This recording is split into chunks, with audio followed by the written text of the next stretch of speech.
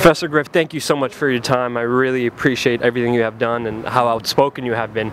There's one video of you in 2008 where you really just broke everything down with the Illuminati and Barack Obama. I was wondering, what kind of reaction did you have from people close to you and also in the entertainment business after that video came out?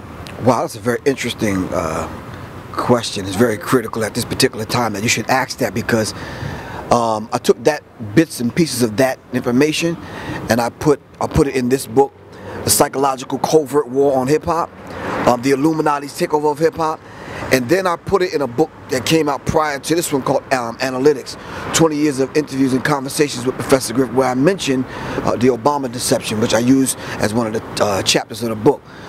The reaction that I got from that particular thing was ridiculous, simply because black people on one hand think that Obama's the savior. You understand what I'm saying? And we should not hold him accountable for some of the promises that he made. On the other hand, I really truly don't understand why is it that when we put the truth out there, why is it that other nationalities and races won't come to the table to understand that, look, these are some basic truths, all right, in black and white. So the amount of flack that I got back from it from both black and white people and everybody in between, Republicans, Democrats, I call them Republicrats, has been just nothing but, well, I don't believe you, and we're not asking anyone to believe us. Do the research like we do the research, and you'll be convinced also. Do your own homework and make up your own mind. Don't believe anybody. The evidence, the information is always out there. But one of the things I always found surprising is that whenever Bush was in power and we were speaking out against the same things, they were calling us jihad-loving liberals. We were actually called that on Fox News. Now, when Obama's in office, we have Chris Matthews of MSNBC with the Southern Poverty Law Centers calling us right-wing racists. Our position has never changed. We are still the same people. But can you tell us, why is there always this shift? Why do people always keep going along with this left-right? And do you think there's an answer to breaking that paradigm?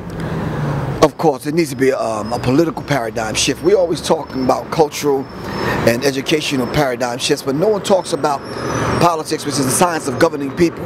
We never talk about this particular worldview, your paradigm, everything that you think, everything that you feel, everything that you plan. We never think about taking those things and shift it in the political arena. We talk about the science of governing people. We need to begin to talk about the science of governing the self. If we keep relying on government, so to speak, to take care not the wants but the needs of the masses of the people, we're going to end up broke, lonely, out of doors, and hungry, and begging for the same people that want to oppress us. We're going to be begging them for our daily dose of bread and medicine. And it's sad, because we wake up our children early in the morning and feed them Captain Crunch and take our children and deliver them into the hands of the people that's trying to oppress us. And I think that's sad. It's slowly we expect them to be normal. Exactly. And we expect a difference, and we expect to change every 8 years, and it never really happens. But just like WeAreChange says, you know, we are change. We need to be the change that we want to happen. That we want to see in this world, and we can only do that with positive, proper action. Now, another thing I wanted to get into. Now, the term Illuminati, it's a very general term. Like, everybody throws it out there, everybody uses it. But how would you concisely kind of break it down so that the average person who never heard of it would understand it? What is the Illuminati, and how would you explain that to somebody who never heard of that word before? If a person has never heard of this term Illuminati needs to understand a working fundamental definition of what the Illuminati is. The Illuminati, as Adam Weishaupt said back in 1776, I believe, is holders of the light, the enlightened ones. And these only consist of, it's not a lot of people. It's a handful of people, and you know the Illuminati only consists of 13 bloodlines. And if that blood is not running through your veins, you're not part of the club. Plain and simple. I don't care what line you have in your song, what commercial you do, what movie you have out, how you entertaining people. You're not part of it. You're not in the club. Plain and simple. So when we start looking at the illuminated ones, when we start looking at the enlightened ones, this is what they call themselves.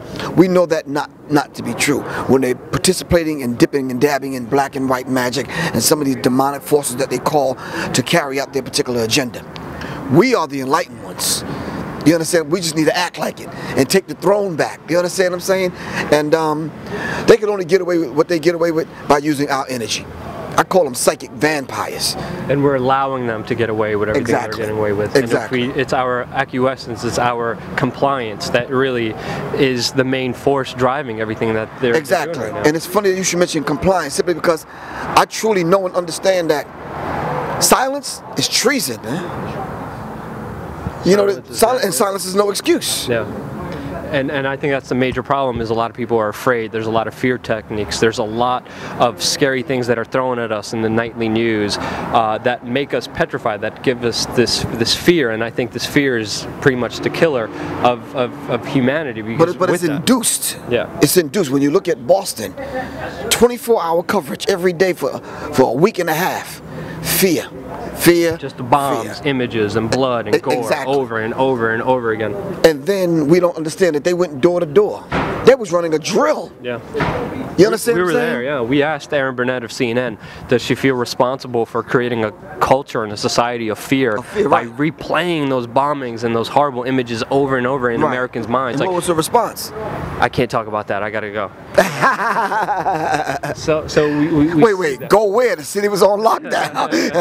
I know, there was nothing else. We were very lucky to catch her when she was doing a broadcast outside. We waited out there for 2 hours until she was done and made sure, just to drive the point home. That's our main message, just to communicate ideas effectively so people understand the true power they have within themselves to actually not only change themselves but change the outside world. And I think you're a big part of that with, you know, the positive message you've been spreading. You were one of the few people in the beginning of Barack Obama's first administration that actually spoke out against him. And I was wondering, 5 years down the line, has your opinion changed in any way, shape, or form of Barack Obama since he's been in office for 5 years now? Yes, my opinion of Barack Obama did change, yes.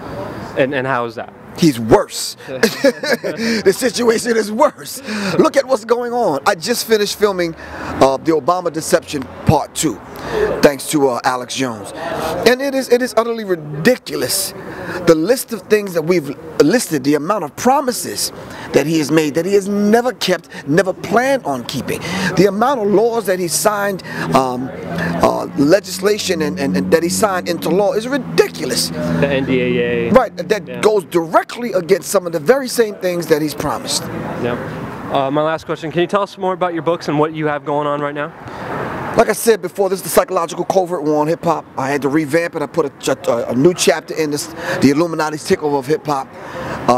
In revamping it, I put in 700 images so it can resonate with young people, so that I could give this to parents so they could use this as a tool to bridge this generation gap, to get them to understand what this thing is. Because a lot of times young people think it's a boogeyman hiding under the bed and the Illuminati's coming to get me.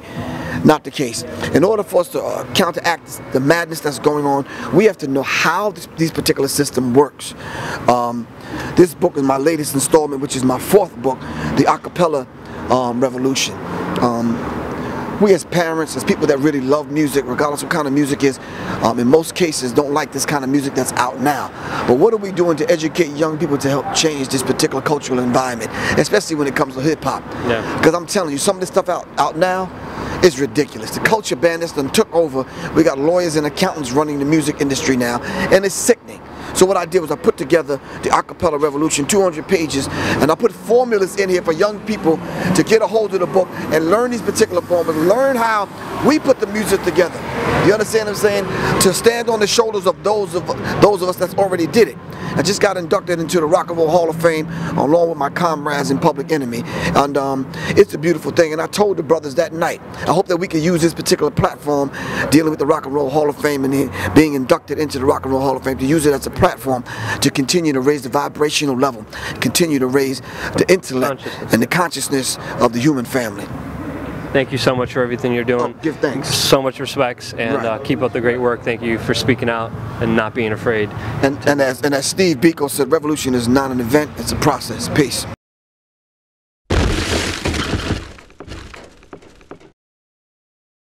Is that you know, you're showing the humanness, the frailty of these so-called power men. They're running from the camera. They're cowering. Of the recession. That's the thing that people really have to understand, is that the people who benefit the most off of the recession, they don't want to change it.